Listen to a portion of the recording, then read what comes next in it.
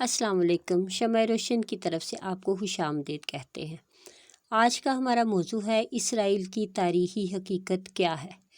اس سے پہلے آپ مزید تاریخی حقیقت اور واقعات پر مبنی ویڈیوز کے لیے چینل کو سبسکرائب کریں اور گھنٹی پر کلک کریں تاکہ آپ تک مزید معلوماتی، دینی اور تاریخی واقعات آپ تک پہنچا سکیں اور آپ کے علم میں اضافے ہو سکے۔ تو ناظرین، ہم چلتے ہیں اپنی اصل بات کی طرف۔ اسرائیل کی تاریخی حقیقت کیا ہے؟ بنی اسرائیل سے متعلق تاریخی حقیقت یہ ہے کہ انہوں نے بہت سے نبیوں کو شہید کیا، جن میں ان کے لیے اپنے قبیلہ کے حضرت زکریا علیہ السلام، حضرت یحییٰ علیہ السلام بھی شامل ہیں۔ حضرت ابراہیم علیہ السلام کے بڑے بیٹے حضرت اسماعیل علیہ السلام تھے اور چھوٹے بیٹے حضرت اسحاق علیہ السلام تھے۔ خانہ کعبہ حضرت ابراہیم علیہ السلام اور حضرت اسماعیل علیہ السلام نے آج سے تقریباً 4000 سال قبل تعمیر کیا تھا۔ البتہ روایات سے پتہ چلتا ہے کہ اسی جگہ پر سب سے پہلے حضرت آدم علیہ السلام نے خانہ کعبہ تعمیر کیا تھا۔ حضرت ابراہیم علیہ السلام نے فلسطین کے علاقہ بیت المقدس میں بھی عبادت گاہ بنائی۔ حضرت اسحاق علیہ السلام نے بھی وہاں عبادت کرتے رہے، مگر حج کے لیے وہ ہمیشہ مکہ مکرمہ میں واقع خانہ کعبہ میں جاتے تھے۔ حضرت اسحاق علیہ السلام کے بیٹے حضرت یعقوب علیہ السلام تھے۔ اسرائیل حضرت یعقوب علیہ السلام کا لقب تھا۔ اسرائیل کے معنی ہیں عبداللہ یا خدا کا بندہ۔ بنی اسرائیل ان کے قبیلہ کو کہا جاتا ہے۔ حضرت یعقوب علیہ السلام کے بیٹے حضرت یوسف علیہ السلام تھے جو مصر کے بادشاہ بنے۔ بنی اسرائیل میں پھر حضرت موسیٰ علیہ السلام مصر میں پیدا ہوئے۔ ان کے بعد حضرت داؤد علیہ السلام صحرائے سینائی کے علاقے میں پیدا ہوئے جو بعد میں فلسطین چلے گئے۔ حضرت داؤد علیہ السلام نے انتہائی طاقتور 2 ہیکل جالوت کو اللہ کی نصرت سے گلیل سے پتھر مار کر گرا دیا تو فلسطین کے بادشاہ سول نے حسب وعدہ ان کی شادی اپنی بیٹی مشل سے کر دی۔ سول کے مرنے کے بعد حضرت داؤد علیہ السلام فلسطین کے بادشاہ بنے۔ حضرت داؤد علیہ السلام کی وفات کے بعد ان کے بیٹے حضرت سلیمان علیہ السلام فلسطین کے بادشاہ بنے۔ اللہ سبحانہ تعالیٰ نے ہوا، جن اور ہر قسم کے جانور حضرت سلیمان علیہ السلام کے تابع کر دیے۔ قبل مسیح 961 سے قبل مسیح 922 کے دوران حضرت سلیمان علیہ السلام نے جنوں کی مدد سے مسجد الاقصیٰ اسی جگہ تعمیر کروائی جہاں حضرت ابراہیم علیہ السلام نے عبادت گاہ تعمیر کرائی تھی۔ 586 قبل مسیح میں یہ ریاست دو حصوں میں تقسیم ہو گئی۔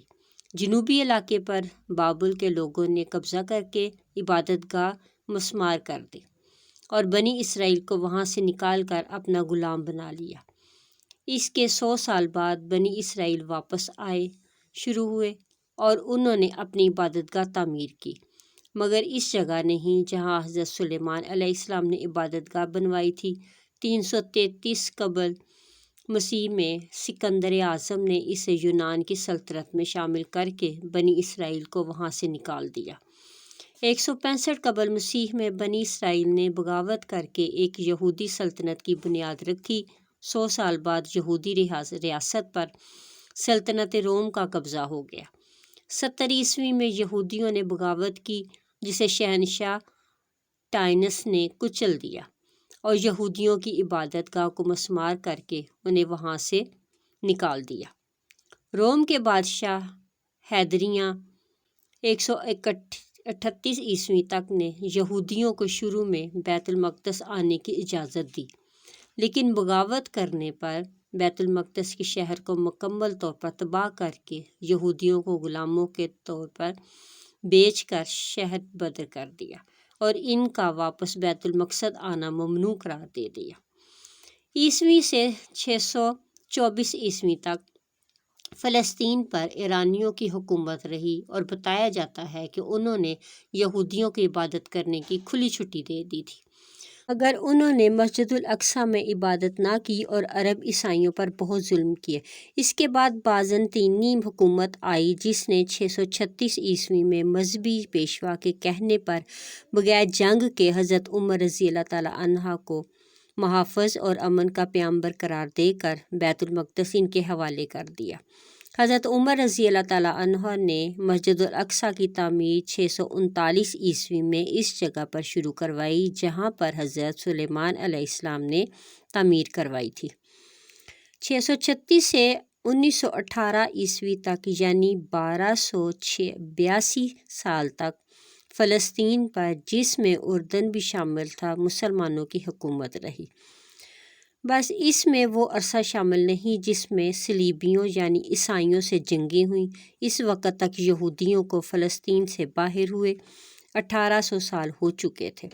بنی اسرائیل کے متعلق تاریخی حقیقت یہ ہے کہ انہوں نے بہت سے نبیوں کو شہید کیا، جن میں ان کے اپنے قبیلے کے حضرت زکریا علیہ السلام، حضرت یحییٰ علیہ السلام بھی شامل ہیں۔ حضرت عیسیٰ علیہ السلام بھی اسی قبیلے سے تعلق رکھتے تھے۔